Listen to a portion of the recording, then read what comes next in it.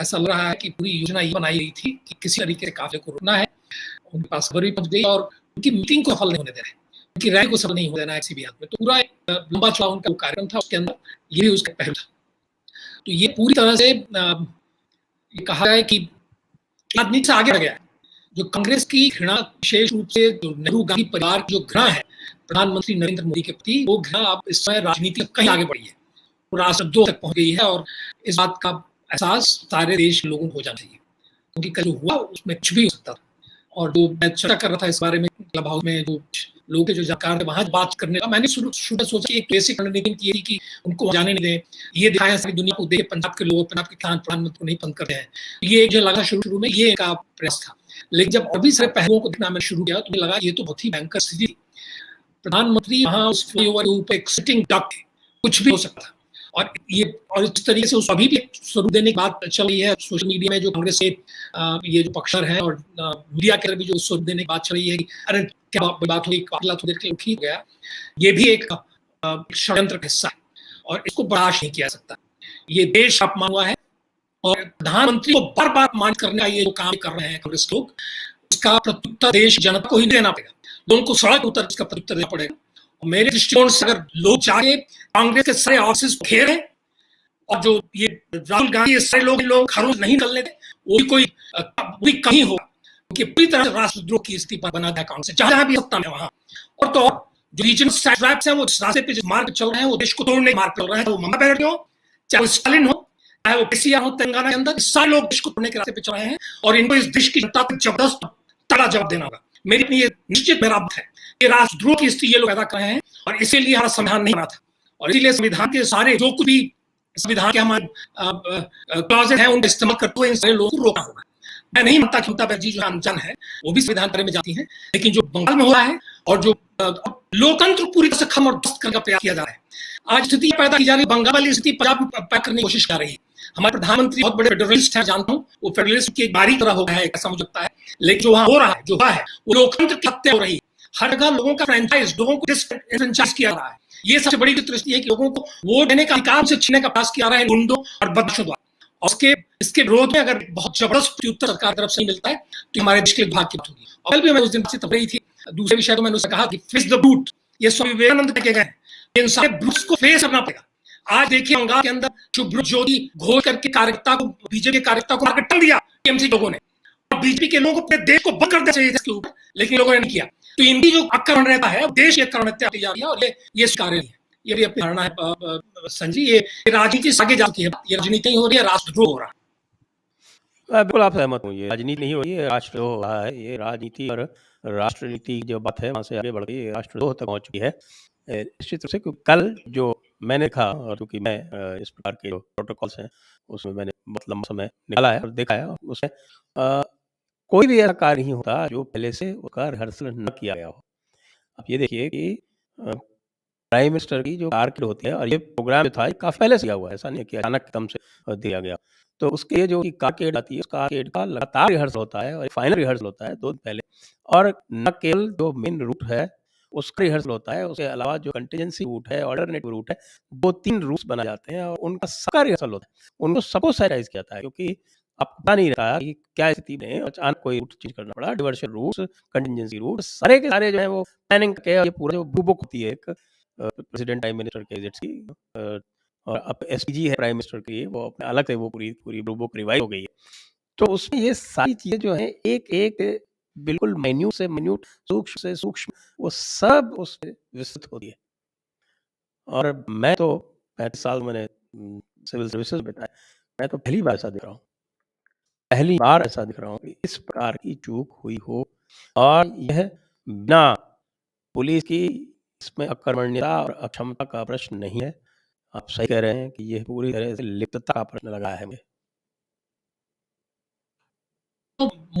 अधिकारी ऐसा मुझे बताया जा रहा है, जो लोगों ने सुना है कि प्रोटोकॉल के तहत चीफ मिनिस्टर को होना चाहिए था, चीफ सेक्रेटरी को होना चाहिए, प्रोटोकॉल के तहत जो है वो डीआई को होना चाहिए। ये लोग थे नहीं, अलग अलग माने देके गायब थे। और वो जो पता नहीं उसकी जांच क्या चल रही है कि ये सब है कि 20 मिनट के दौरान जब उनकी गाड़ी सी रही वहां उस फ्लाईओवर के ऊपर, उस दौरान अगर ये अनुपलब्ध है तो शुद्ध रूप से इसको मैं कॉन्स्पिरेसी मान के चलूंगा, इसको षड्यंत्र ही मान के चलूंगा। एक तो षड्यंत्र पक्का था कि रोकना है, जिससे दुनिया में ये मैसेज जाए कि प्रधानमंत्री जो है वो लोकप्रिय नहीं है। और उसके बाद जिस तरह ट्वीट कांग्रेसियों किए, उस तरह के जिस तरह के स्टेटमेंट कांग्रेसियों दिए, वो साबित कर दिया कि उनका उद्देश्य यही था कि प्रधानमंत्री को अलोकप्रिय साबित करना है। और ये देखिए आज इसी केस नहीं हो रहा, इनका शुरू से ही यही रहा है कि प्रधानमंत्री को अलोकप्रिय साबित करना है, बनाना है, ये तो इनकी कोई लोकप्रियता नहीं है, तो बेवकूफ है, ये हर प्रकार से नीचा दिखाने के लिए प्रयास चल रहा है बार बार। ये बहुत ही घृणित और कुछ प्रयास, उसके जो रिस्पॉन्स नहीं कर रहे हैं प्रधानमंत्री या उनकी पार्टी जिस तरह से अप्रोप्रिएट रिस्पॉन्स होना चाहिए वो नहीं होता है। इसलिए मुझे लगता है कि देश की जनता को उसको रिस्पॉन्ड करना चाहिए और बहुत ही इंटेंसली रिस्पॉन्ड करना चाहिए और सड़क पर उतर के रिस्पॉन्ड करना चाहिए। मेरे ख्याल से कांग्रेस के जो लोग जो इससे देशद्रोही जैसे बनते जा रहे हैं, इन सारे लोगों को इस देश की जनता को सबक सिखाना चाहिए। और जहां भी जिस प्रकार से ये लोग हैं को प्रयास कर रहे हैं, ममता मॉडल जो है वो सारे इन राज्यों में लागू कर दिया है, उस प्रयास को ध्वस्त करना पड़ेगा और इसलिए जनता को उठना पड़ेगा। मैं तो हमें कहता हूँ कि एक बार प्रधानमंत्री जी जो है एक अपील करें तो जनता उतर ही पड़ेगी। और यही एहसास हुआ है अभी राहुल गांधी फटाफट ये लोग बोलते रहते हैं और ये सुरजेवाला वगैरह पास स्टेटमेंट देते रहते हैं और ये नहीं पता, इन लोग पता नहीं है कि वो स्थिति आ जाएगी और जब वो स्थिति आ जाएगी तो देश के लिए तैयार किया युद्ध करना है तो कर लेगी, देश तैयार है उसकी। और जब होगा तो सब कुछ खाया होगा उसमें। उस समय भी बार ये लोग गाना सुनाते हैं ना वो कि ये टूटा वो टूटा ये टूटेंगे, सब कुछ टूट जाएगा, इनका गुरु टूट जाएगा, लोग साफ हो जाएंगे। तो अपनी सीमा के अंदर रख के ये सारे लोग काम करें, सीमा पार कर रहे हैं ये लोग और इसलिए इन ऊपर जनता का ऐसा जबरदस्त होना चाहिए, चले नहीं चाहिए सब। किसी भी कांग्रेस देशद्रोही को अधिकार नहीं है कि उस देश की सड़क पर चले। और मुझे याद काशी विश्वविद्यालय के दोनों छात्र आंदोलन के समय तो सब गुंडे थे, एनएसयूआई के सब गुंडे हुआ करते, बटरस हुआ करते थे, यहाँ भी सब थे। इनको जो है इनको काउंटर करना, इनको एक जबरदस्त प्रत्युत्तर देना बहुत आवश्यक है और इसलिए देश की जनता सड़क करके प्रत्युत्तर देना पड़ेगा और उनकी समय ये आनी चाहिए। बहुत हो गया सब, हाल में वाली स्थिति जो है वो नहीं चाहिए कि ये सीमा अंतिम था। इसके बाद कहीं किसी तरीके की कमजोरी प्रशासन दिखाता है या देश की जनता दिखाती है या बीजेपी का कर्मण्य नेता दिखाते हैं तो ये मूर्खता नहीं होगी, ये तो भी एक तरीके से देश का विश्वासघात हुआ। और अब तो कर रहे हैं तो काम करने वाले अमरिंदर सिंह के साथ तो अमरिंदर सिंह को रिकमेंड कर रहे हैं कि प्रेसिडेंट रूल प्रेसिडेंट और बड़े शान लगाई। मैं रनीक सीमान का सुन रहा था, सेंसिबल व्यक्ति हैं उन्होंने कहा ये। और कुछ जगह मैंने सुना है कि सोनी इनके डिप्टी चीफ मिनिस्टर हैं, घेर लोगों ने और उनसे कहा कि आप नारा मोदी जिंदाबाद तुम नारा लगा पड़ा। इस तरह के भी रिस्पॉन्स सड़कों पे आना शुरू हो गए हैं तो ये आना चाहिए, ये सब कैंडल लाइट वगैरह नहीं, एक इंटेंस मूवमेंट दिखा होना चाहिए इन सारे देशद्रोही तत्वों के बीच जो हमारे देश के अंदर बैठे हुए हमारे देश की इज्जत खोद रहे हैं। जी बिल्कुल ये देशद्रोही तो है और जिस प्रकार की बात कर रहे हैं, लेकिन जो आप अप्रोप्रिएट रिस्पॉन्स की बात कर रहे हैं वो मुझे कम से कम जो पार्टी है, प्रधानमंत्री की पार्टी है, उसको जो अप्रोप्रिएट रिस्पॉन्स देना चाहिए वो तो मुझे तो हमसे अभी तक नहीं दिखा है। पंजाब की बात लें, ये धरना प्रदर्शन कर रहे हैं तो उत्तराखंड में, उत्तर प्रदेश में और दीगर जगहों कर रहे हैं जहाँ कांग्रेस का शासन है वहाँ नहीं कर रहे हैं, पंजाब में नहीं कर रहे हैं। पंजाब एक जगह बताया आपसे, सोनी उनके डिप्टी सीएम है, उनको घेरा लोग उन्होंने कहा मोदी जवाब को उनको करना पड़ा। एक ट्वीट आया था, मैं उसको आप जो ट्वीट आया था इस विषय तो उसके अंदर मैं टैग कोड में डाला है वहाँ तो एक ऐसा एक उदाहरण मिला है। अब तो इनके साथ अमरिंदर सिंह उनकी फॉलोइंग होगी, ये लोग तो ना सब पे ये जरूरी उतरना पड़ेगा, इन सब में जवाब देना पड़ेगा। ये गुंडागर्दी ये सब कम्युनिस्ट जो है जो बैठे हुए हैं वहाँ सब किसान आंदोलन किया अच्छा सरकार की बोलने लगे, ये सारे गुंडे पास इनको जवाब देना पड़ेगा। जिस तरीके का गुंडे वहाँ हुए कि पोस्टर दे रहा है, बैनर दे रहा है, तो इसका कहीं ना कहीं जवाब मिल चाहिए इनको। ये जो है किसान नहीं है, ये तय हो गया कि किसान नहीं और इन्होंने खुद कह दिया कि किसान नहीं, इन्होंने खुद कह दिया कि हमारा आंदोलन जो है इसलिए था ही नहीं, किसानों को मुद्दों पे करता नहीं, इन्होंने खुद वो जो राज्यवाद उसने ये चीज कहता है। तो ये सारा आंदोलन ही एक षड्यंत्र का, एक लार्जर षड्यंत्र का हिस्सा सबको पता है। तो इसके बाद क्या रुकना, अपने हाथ नहीं उठना है किसी को। कहीं भी देश के अंदर जितनी भी सब ताकतें हैं उनको ध्वस्त करना पड़ेगा और बाहर बैठे हुए इस पे जो नाच रहे हैं, जितने नाच रहे हैं, इन सब के खिलाफ कार्रवाई होनी चाहिए। ये ट्विटर पे सोशल मीडिया जो नाच गा रहे हैं लोग, इस घटना के बाद उस नाच गाने को बंद करना पड़ेगा, एक डिसाइसिव उसमें एक्शन होना चाहिए। ये देश अब उसमें समझा ये प्रधानमंत्री जैसे मैं आपसे कहा कि जो फेडरलिस्ट है और फेडरलिज्म है कि किस बारी ग्राउंड के हो गया, दूसरे के अंदर भावना रही कि हम तो सेवक हैं। अरे भाई आप सेवक नहीं है, आप देश के प्रधानमंत्री हैं। आप अपने सम्मान रखता हूँ, अपने आप को चाय बेचने वाला समझते हो, ठीक है, कोई समस्या नहीं है उसके अंदर, लेकिन प्रधानमंत्री चाय बेचने वाला नहीं है। प्रधानमंत्री है हमारा सर्वोच्च पद है, उसे अपमान कर कोई कैसे निकल सकता है, निकलने नहीं देंगे अपना उसका अपमान करे। तो ये भाव होना ये मन के अंदर नहीं, जोशो खरोश होना चाहिए, कहीं ना कहीं से वो क्षत्रिय मानना चाहिए। आप एक बार शासन चलेगा तो आप क्षत्रिय हो गए, हमारे वर्णाश्रम सिस्टम के से क्षत्रिय हो गए, वो ध्यान पड़ेगा। इस देश के अंदर बैठे हुए देश के शत्रु जो है हमारे सीने पे बूम दर रहे हैं और हम बर्दाश्त कर रहे हैं।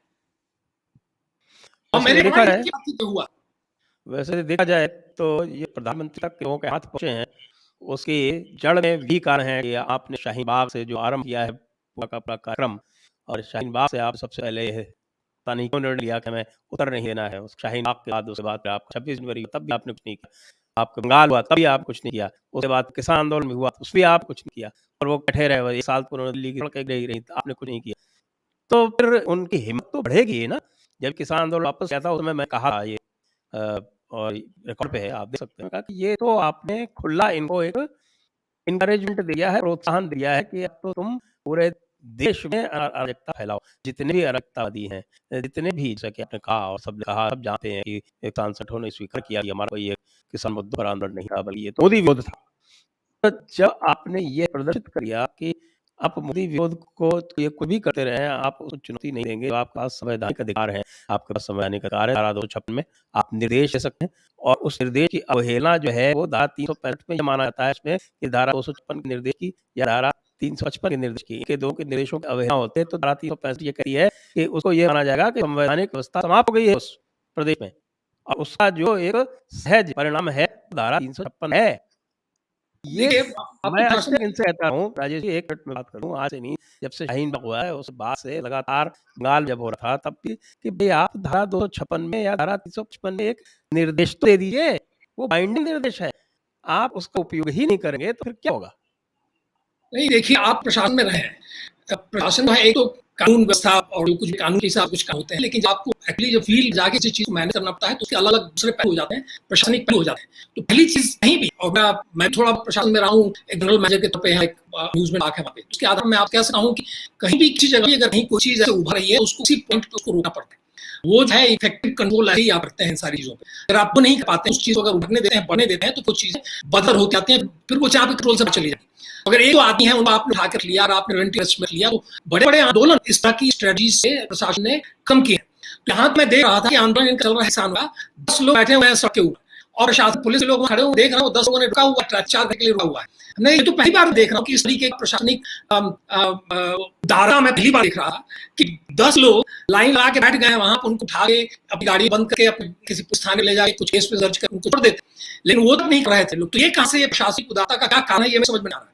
तो इसके लिए और मैं बताऊं आपसे, प्रशासन में एक तो आपको काम का उपयोग करना है, जो भी काम का उपयोग करना है, लेकिन जो कोई चीज जो ग्राउंड पे मैनेज करनी है उसकी एक अपनी स्ट्रेटेजी होती है, और बेस्ट स्ट्रेटेजी ये है जहां जो चीज की शुरुआत हो रही है उसी पॉइंट पे जाकर उसको रोको, और वो हुआ नहीं खाया। तो आप जो शाहीन बाग आप उदाहरण दे रहे हैं, और शाहीन बाग वाला उदाहरण पूरी तरह से जो कश्मीरी परिस्थिति थी धारा 370 हटने के बाद, उसको एक्सपेंड, जो आप बात कहते हैं, उसको जो कॉन्फ्लिक्ट जोन है उसको एक्सपेंड करने खेल तो पूरा पूरा।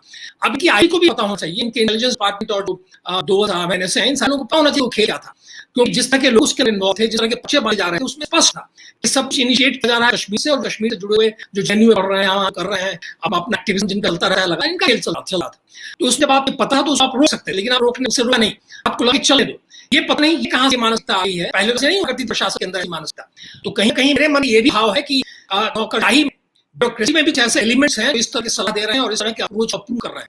ये देख रहा हूं कि किसी भी बीजेपी रूल्ड स्टेट में प्रिवेंट पर हो ही नहीं रही है, किसी भी बीजेपी रूल्ड स्टेट में लगता नहीं है कि सीआई कुछ कर रही है। मुझे याद है, मैं बनारस में पढ़ता हूँ उदयप्रताप कॉलेज में, और जेपी मूवमेंट बनारस में है ज्यादातर, वो उदयप्रताप कॉलेज की वजह से हुआ, और मैं लिया था वहां, मुझे भेजा गया पढ़ने के लिए, एग्जाम और छोड़ दिया था, वहां पढ़ने के लिए गया, वहां भी उदयप्रताप कॉलेज पब्लिक स्कूल की तरह, उसमें जेपी मूवमेंट वगैरह कोई प्रश्न नहीं पैदा होता था, लेकिन मैं वहां होने की वजह से पूरा पूरा उदयप्रताप कॉलेज जेपी मूवमेंट में लगे, तो उसके कारण हम लोग काला झंडा वगैरह देने के लिए जाया करते। तो आपको उदाहरण देता हूँ कि वहाँ चहरी, वहां से हम लोग बस पकड़ा कि किसी दूर गांव में, याद नहीं आ रहा है गांव का, वहां जाने के लिए, और वहां पे बगुणा की मीटिंग होने वाली। तो ये हम लोग कार्यक्रम ये था, हम लोग काला झंडा दिखाएंगे। हम लोग बैठे बस, और मैं तो इंटरमीडिएट का विद्यार्थी, एक उसमें डिग्री कॉलेज के भी स्टूडेंट है हमारे साथ, प्रताप डिग्री कॉलेज के, लेकिन मैं उस ग्रुप का एप्लीकेशन नेतृत्व रहा था। तो हम बैठे उसके अंदर, और हमारे पीछे थोड़े से मुझसे उनके एक व्यक्ति जो आके नौजवान पीछे बैठे, तो मेरे में ये भाव आया कि कहीं शायद काशी हिंदू विश्वविद्यालय से आए हो, वो लोग ग्रेजुएट हैं, हमसे उम्र में बड़े होते हैं, और देख हमारे मुस्कुरा भी रहे थे। इसके बाद हम लोग वहाँ वेन्यू पहुंचे, और वहाँ जाके हम बैठे वहाँ, और ये कहा गया जैसे ही बोलना बोलना शुरू करेंगे ना, काला नहीं खत्म गाएंगे। उसमें गड़बड़ ये हुई कि वहाँ रघुनाथ सिंह तो भाषण दे रहे हैं, उन्होंने जेपी के खिलाफ कुछ बोला, उसमें एक बुजुर्ग व्यक्ति थे दूसरे इनक्लोजर में, इनक्लोजर जो आप बांट देते हैं एडमिनिस्ट्रेशन के हिसाब से, दूसरे इनक्लोजर में जो बीच में रहता था, दूसरी तरफ बुजुर्ग थे, वो खड़े होकर बोलने लगे।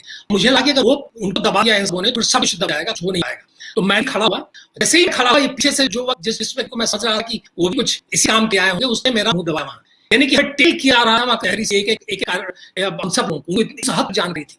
मैं देख रहा हूँ कि बीजेपी रूल्ड स्टेट में बाकी जगहों पे सीआईडी एक्टिव है, कहीं प्रिवेंटिव अरेस्ट नहीं हुआ है, इन आंदोलनों को अपने हिसाब से चलने दिया जा रहा है, और जो लोग जो एक बड़ा आंदोलन नहीं कर सके, चुनाव में जो कोई पूछता नहीं है, वो भी ये दिखाने में कामयाब हो जाए कि आप देखिए हम तो बहुत बड़े आंदोलनकारी हैं, सारा पंजाब हमारे पीछे।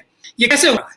इसमें रणनीतिक सोच का अभाव है, प्रशासन भी रणनीतिक सोच नहीं रहा है, उसको गाइड भी नहीं किया जा रहा है, हमारी एग्जीक्यूटिव है, हमारी पॉलिटिकल लीडर है, कहीं ना इसकी समस्या बहुत बड़ी है। और इन सब चीजों को जो है सॉर्ट आउट करना पड़ेगा, नहीं तो ये देश विरोधी तत्व जो है वो धीरे धीरे ऐसे अपने आप को बिल्ड करेंगे और एक परिस्थिति ऐसी आएगी कि फिर आप कंट्रोल नहीं कर पाएंगे।